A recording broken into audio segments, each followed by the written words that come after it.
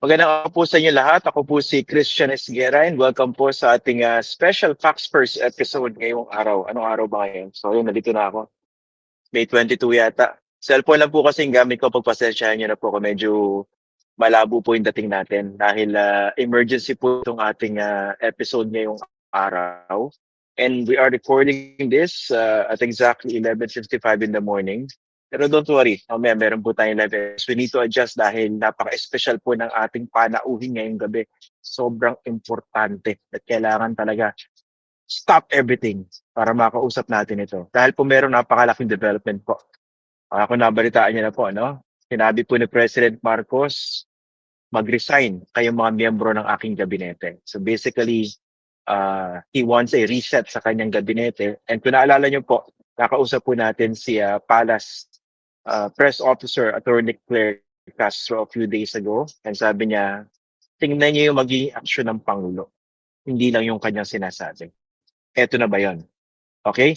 So yun po yung pag-uusapan natin ngayong araw dito po sa ating Special Facts First episode. At ang makakasama po natin ay walang iba kundi teka lang po, naka-cellphone lang po ako kaya ang hirap pindutin. Si Senador Edu Manzanas. Ay, yabang oh. Yun oh. Ganda ng t-shirt ah. Basta. Buti pa rito, may nagbibigay sa akin ng t-shirt. Eh. Buti pa rito, may chapter.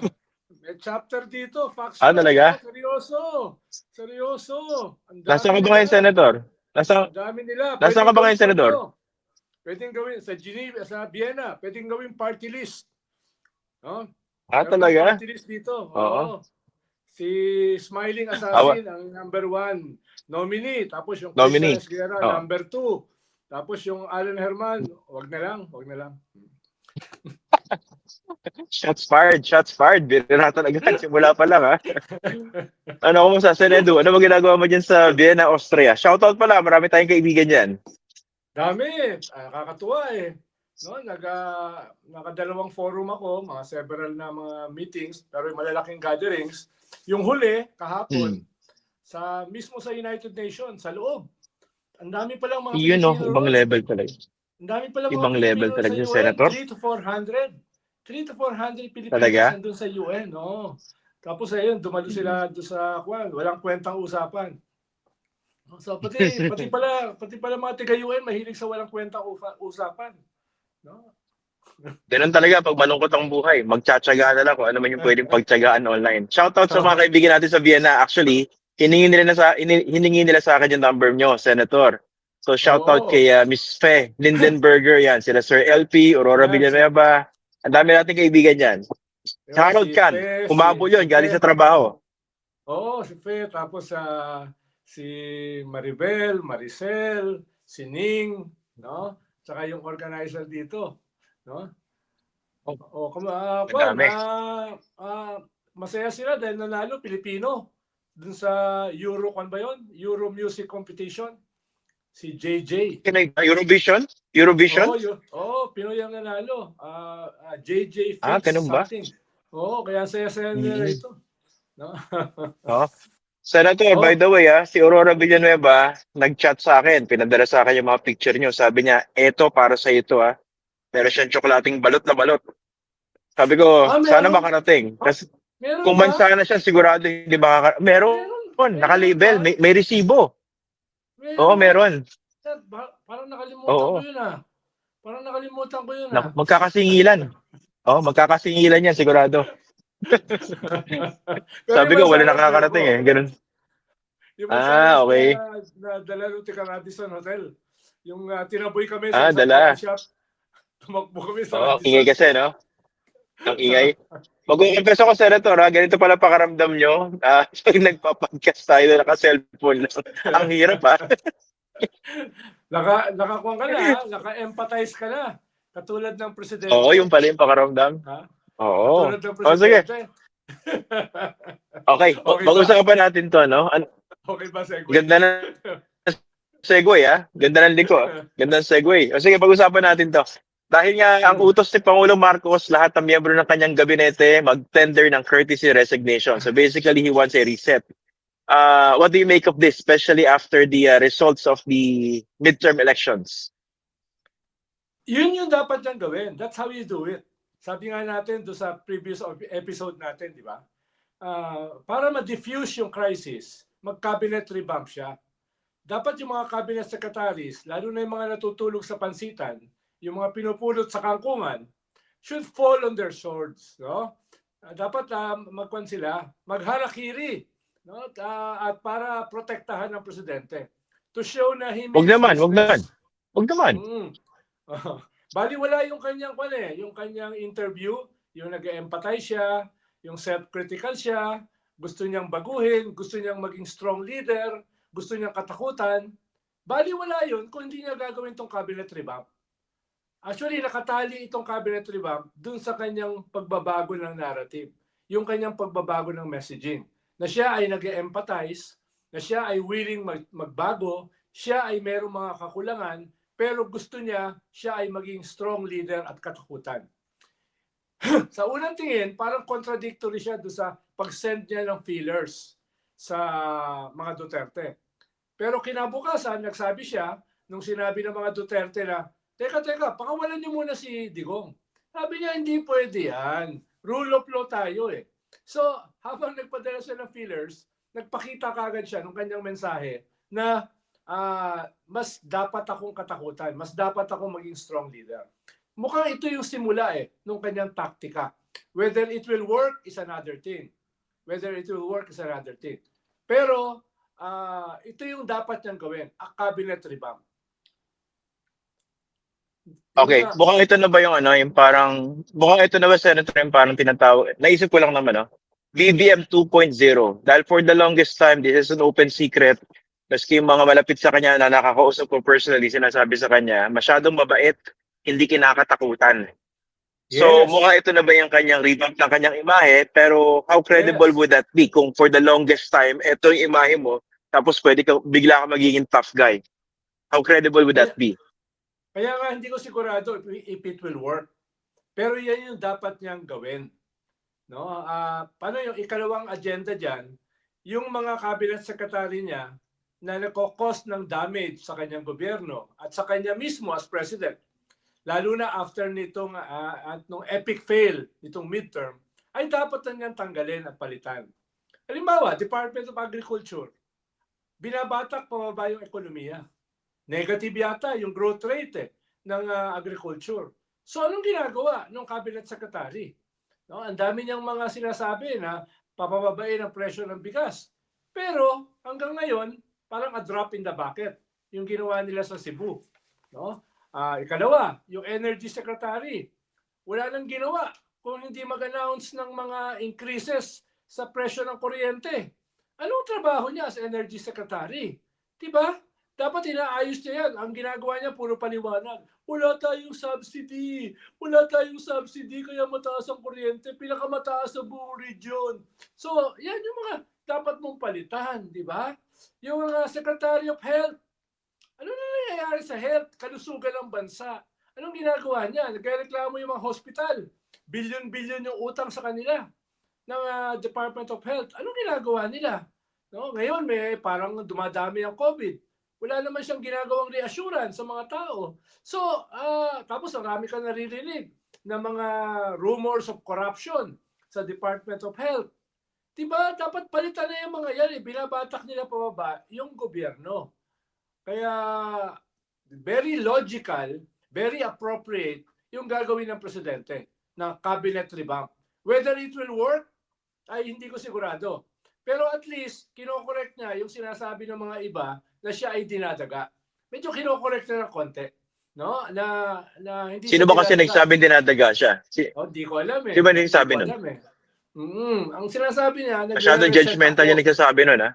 Oo, nagre-reset ako. Hindi ako dinadaga, nire-reset ko yung aking programa. In the midterm, ha? Paano kung hindi niya gagawin yan, magiging siya early lame duck. Mag-aalisan yung kanyang mga political allies. Lilipat doon sa kanyang kalaban. So, tatlo yung kanyang objective dyan. No? Para ma-kwan yung crisis ng midterm disaster, para mapalitan yung mga walang kwentang mga cabinet secretary, hopefully ng mga matitino, mas matitino. At ikatlo ay ano yung ikatlo?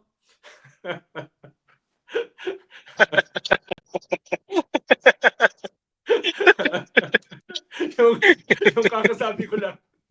Yung kakasabi ko lang. Yan ang problema pag naglalagay ng tatlo. Eh. Mabibilanggo ka rin sa tatlo Basta pag yung sinabi ko nakalimutan na yung isa. ikatlo.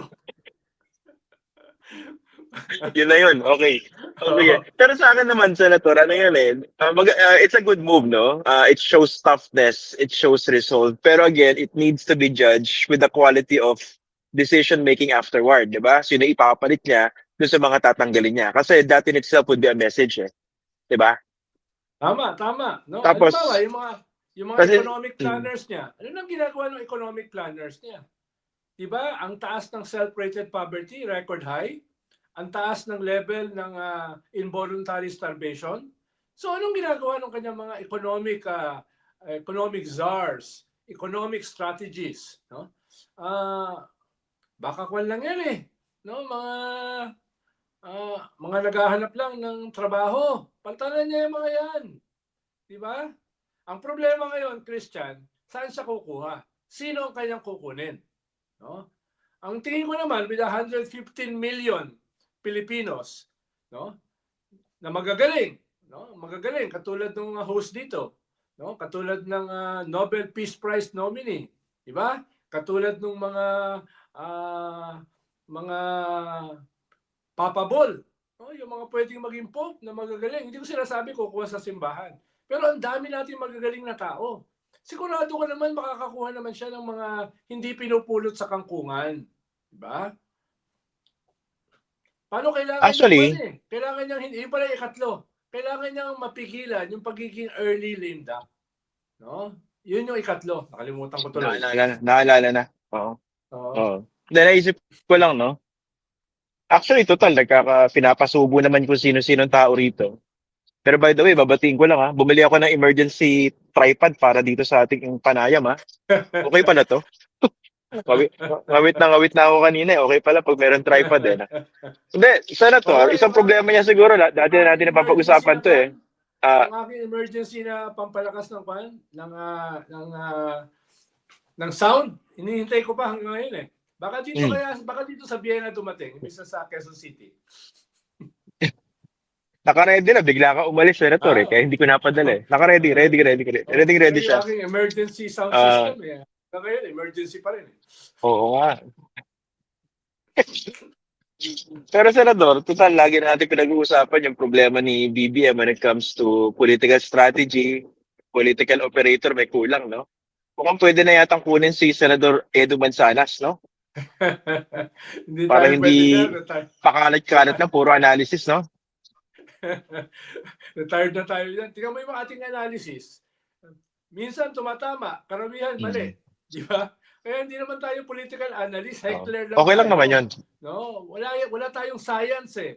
Hindi tayo katulad ng mga survey firms na merong science, no? Tayo kwan lang eh, puro pang-aasar lang. Okay ba? Okay ba? Pero ano, no? Okay ba Inisip ko yung lang din. science? Okay ba Okay yung din, no? science? Okay din. Oo. Oo. Kaya maraming kaaway ito, nadadamay ako eh. Would you also agree na mayroong communication problem tong Marcos administration? Kasi napag-usapan namin yan ni Attorney Claire na isang araw eh. Marami rin hindi nakakaalam sa proyekto ng Pangulo, lalo yung Bukas Center. Sabi ko, hindi ba essentially communication problem yan? Tapos si BBM, di ba dun sa kanyang podcast, sinasabi niya, problema namin, hindi namin nako-communicate. And I was quite surprised dahil kung titingnan natin yung Inamin. Uniteam campaign nila ng 2022, hindi, tsaka napaka-efficient nung communication strategy nila nung time na yun eh. Pero bakit yung presidente lang siya at nabiyak na unit team, at parang nagmukha siyang inefficient when it comes to communicating things that he should have known dahil ang tagal niya na sa gobyerno, di ba? At ang ganda ng kanilang campaign ng 2022. Tama, tama. Kalahati ng problema niya is messaging, narrative. Lalo na ay very compelling yung narrative ng kabila. Kawawa naman sila. Binabiolate yung kanyang human rights. Yung rule of law, binabiolate sa kanila. Sila yung mga solusyon sa problema ng bansa.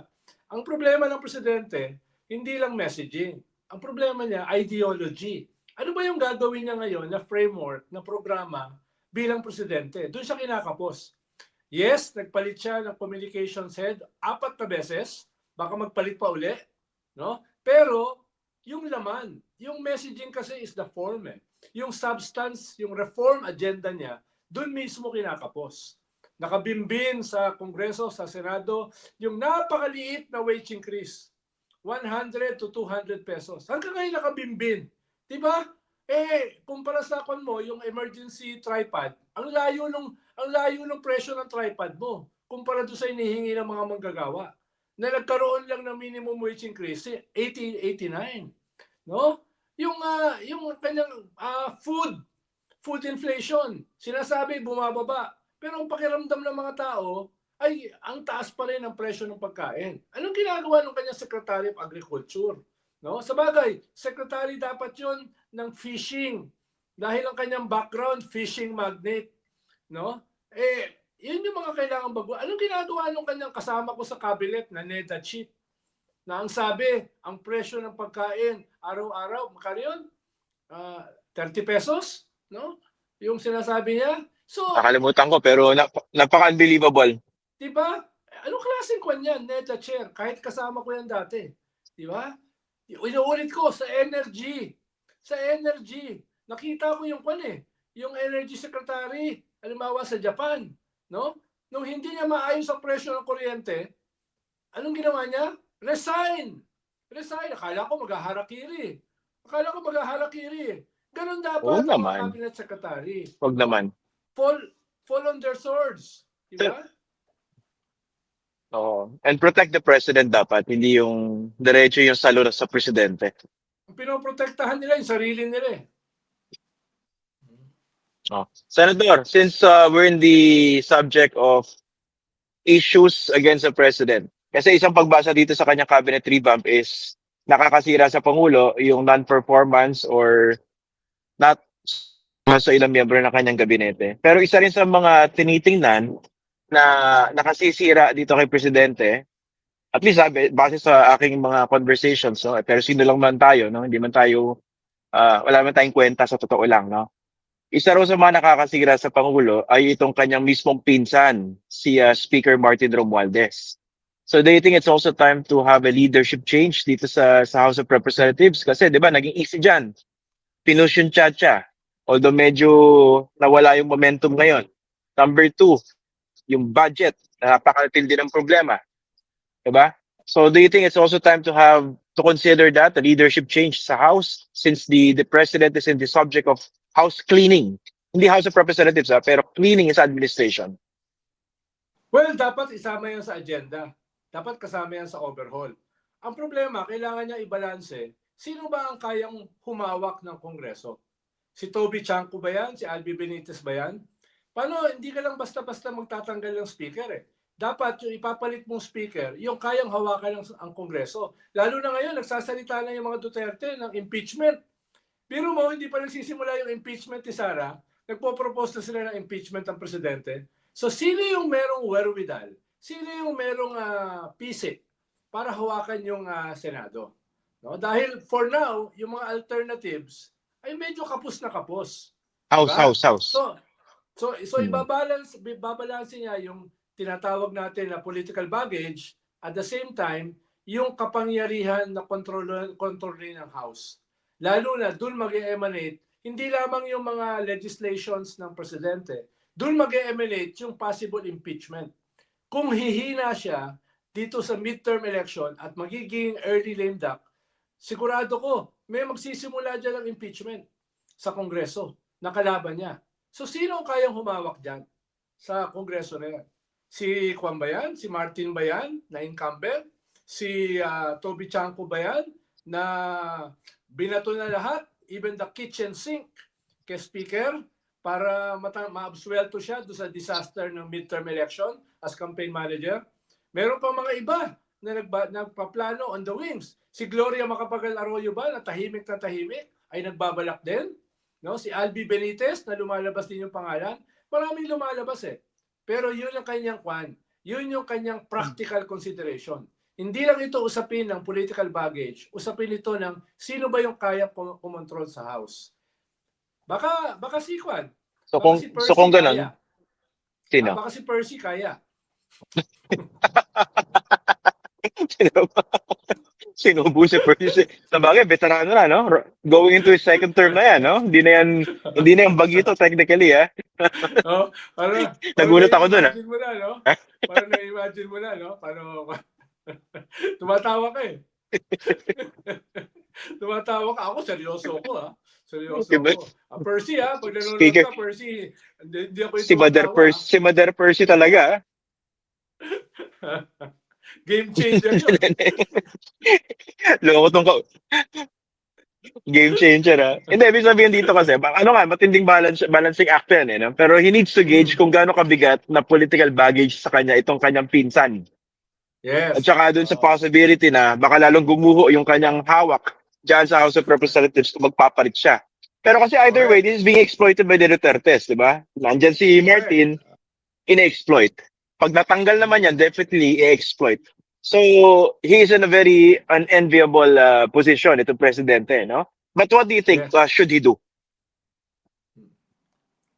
Well, ang problema kasi niya ngayon, political baggage. Ang problema niya ngayon ay existential. Kaya kailangan niya talaga ng hard decisions. Pero ang problema niya, dahil mahina siya during the midterms, isang maliit na pagkakamali, pwedeng ma-blow out of proportion. No, yun yung kanyang hindi ako maiinggit sa position niya ngayon. No? Doon sa position ng host dito sa Fox First, naiinggit ako. Pero yung position ng presidente, no? Medyo mahirap ngayon yun, ha? Medyo mahirap yung kanyang lugar ngayon, no? Wala lang ako, no? Buti na lang, medyo malayo-layo ako, no? Para tinitignan from a distance, no? Literally. Kaya nasa isa siyang unenvious position. Yung kanyang calculation ay napakahirap. Pero sinusubukan niya, in fairness. No? Whether it will work is another thing. Okay, pasensya na po. Ay, naputol po yung ating internet connection. Actually, akin po yung naputol for some reason. So, pasensya na po. But it's nice that we're able to have this conversation with Mr. Ronald Llamas, aka Edu Manzanas. And antabayan natin, ano pa ba yung magiging sunod na hakbang nito si President Marcos following this order of his to